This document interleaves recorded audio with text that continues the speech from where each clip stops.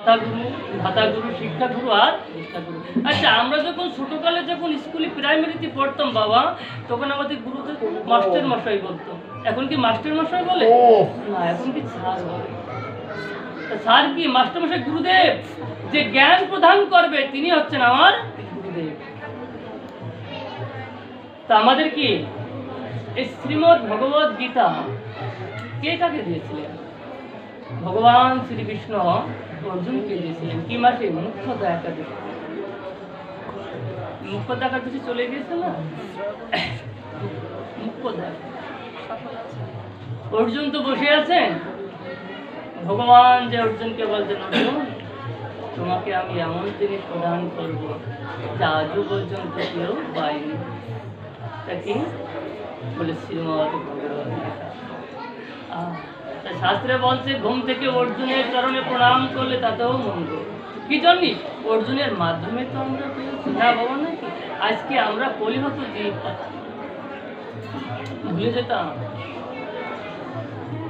আমার গৌরাঙ্গ মহাপ্রভু কলিতে ভগবান।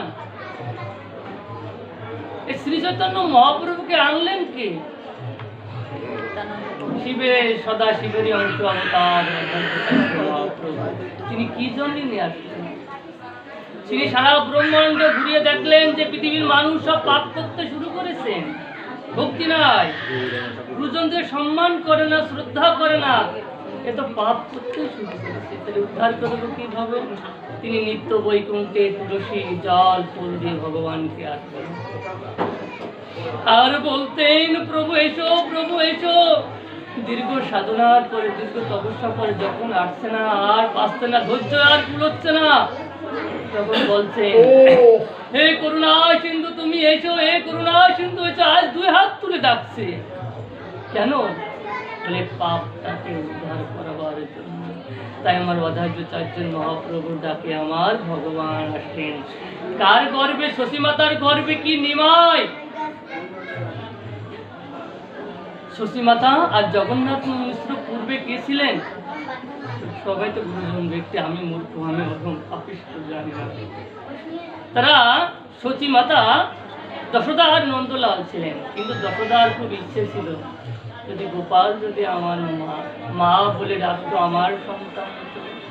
দেখুন, যখন একটি পুত্র যখন মা ডাক যখন দেয়, তখন মার গর্ভে তখন বুক ভরে যায়।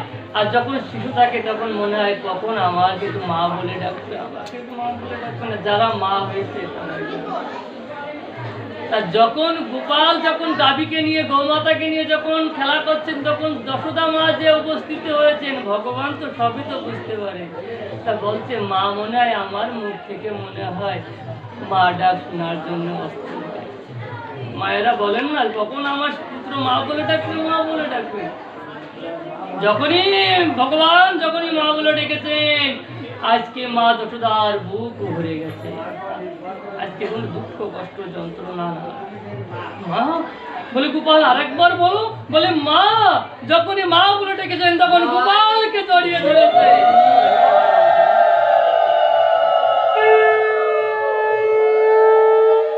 কি আনন্দ! যে আনন্দ সারা ব্রহ্মাণ্ডের পাওয়া যায় না, সে আনন্দ এক মুহূর্তের জন্য পেয়ে গেছে। তাই যশোদা মা যে নন্দলালের কাছে বলছে, বলে, জানো তা কি? বলে, গোপাল আজকে আমাকে মা বলে ডেকেছে। নন্দলাল বলছে, তাহলে আমাকেও তো বাবা বলে ডাকবে। বলে, সবাইকে ডেকেছেন, শোনো, আজকে আমার গোপাল আমার মা বলে ডেকেছে। বলে, তাই? আমরা বিশ্বাস করব কি করে? আমরা তো শুনতে পারলাম না। অবিশ্বাস থেকে যাচ্ছে, আমাদের অবিশ্বাসই বেশি হয় না? বলে, এই ডাক্তার এই ওষুধ দিচ্ছে, এটা কেউ না, অমুক ডাক্তার দিদি। অবিশ্বাসে আমরা পড়ে আছি। কখনো অবিশ্বাস করবে না। বিশ্বাসে মিলাই বস্তু তর্কে। তর্ক করতে করতে মানুষ কি মারামারি হয়ে যায়, মারামারি করতে করতে কি রক্ত রক্ত হয়ে যায়। তর্ক, আমার বুদ্ধের একটা কথাই বলে, যেখানে তর্ক হবে, যেখানে কথা কাটাকাটি হবে, সেখান থেকে সরে যাবে। আমার বুদ্ধের একটা কথা বলে, যে স্বামী স্ত্রী ঝগড়া বাঁধে, সেখানে যাবেন না। ভাই ভাই ঝগড়া বাঁধে, সেখানে যাবেন না। কারণ আপনি কিছু বলবেন, পরে আপনি তো শিখে যাবেন, তারাই ভালো হয়ে যাবে। তাই তো বাবা নাকি? সবাইকে ডেকেছেন, ডাকার পরে তখন গোপালকে ডেকেছেন। গোপাল আর একবার বলো না মা, বলে আমাকে ডাকো না। সবাই তো অস্থির হয়ে রয়েছে। যখনই বলেছেন মা, সবাই আনন্দ উৎসবে মেতে গিয়েছেন। আচ্ছা, আমরা উৎসব পালন করি, আমরা নিজেদের পুত্রের জন্ম উৎসব পালন করি, কিন্তু কখনো ভগবানের জন্ম উৎসব পালন করি না, রামের জন্ম উৎসব পালন করি না, নিমার জন্মাষ্টমী উৎসব পালন করি না, বলে আমরা পারমার্থিক উৎসব নিয়ে পড়ে থাকি। সেদিন আমার একজন বলছে, খোকা জানো আমাদের বড় পুজো ওই 5 লাখ টাকা খরচ হয়েছে, এত প্যান্ডেল, এত লাইটিং। আমি বললাম তাই? তাহলে ওখান থেকে 5,000 একটু বৈষ্ণব সেবা। বলে ও করে কি দরকার? আমি বললাম তোমার মতন বোকা মেয়ে আর কেউ নাই, কারণ স্বয়ং বৈষ্ণবীর পূজা করছেন, স্বয়ং বৈষ্ণবের পূজা হচ্ছেন, দেবাদিদেব মহাদেব হচ্ছেন পরম বৈষ্ণব, বৈষ্ণবাদী সম্ভব। দ্বাদশ ভাগবতের ভিতরে, পরম ভাগবতের ভিতরে, পরম বৈষ্ণবের ভিতরে একজন হচ্ছেন দেবাদিদেব মহাদেব। কোন হরিভক্ত, কোন হরিভক্ত, কোন রাম ভক্ত, কোন কৃষ্ণ ভক্ত যদি মহাদেবকে এড়িয়ে যেয়ে যদি আপনি হরিভজন করে সার্থক হয় না। কারণ আগে হরিধামে যেতে হলে আগে হরধাম যেতে হবে। হরধাম কোথায়? বলে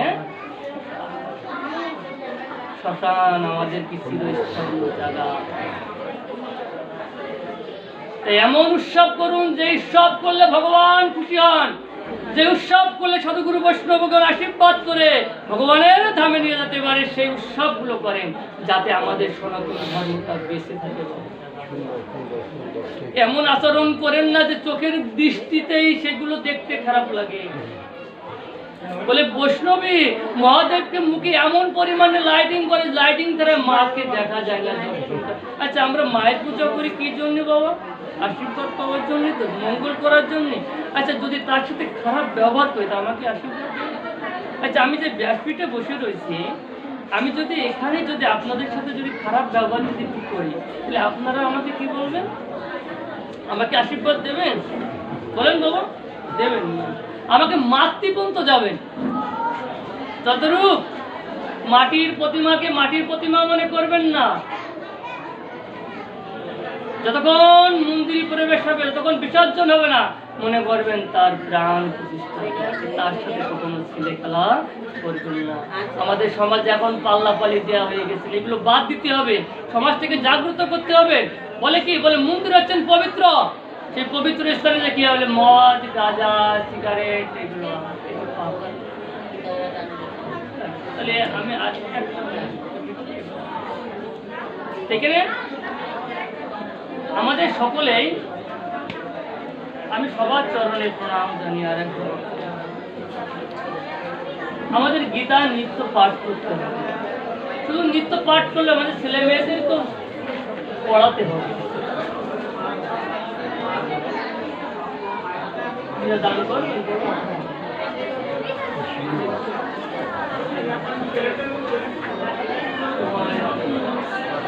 সবাই আমাকে আশীর্বাদ করবেন। সামনের শুক্রবারে চাচড়ায়, সামনের শুক্রবারে চাচড়ায় শিব মন্দিরে আমার ভাগবত পাঠ আছে। আপনারা সবাই আমাকে আশীর্বাদ করবেন। আসলে পাঠ কিন্তু নিঃশব্দ হয়, পাঠে বিশৃঙ্খলা হলে বৈষ্ণবেরও কথা হয় যে পাঠ করে। তা আমাদের এখানে সবাই গুরুজন, এই যে আমার গুরু, আপনি গুরু, আমার এখানে সবাই এখন গুরুদেব। সবাই গুরুদেবের চরণে আমার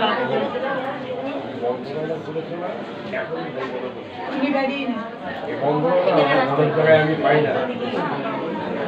আমার সনাতন ধর্মে প্রকৃত মঙ্গল হচ্ছে যে বন্দনা করেছে, এই বন্দনা সঠিক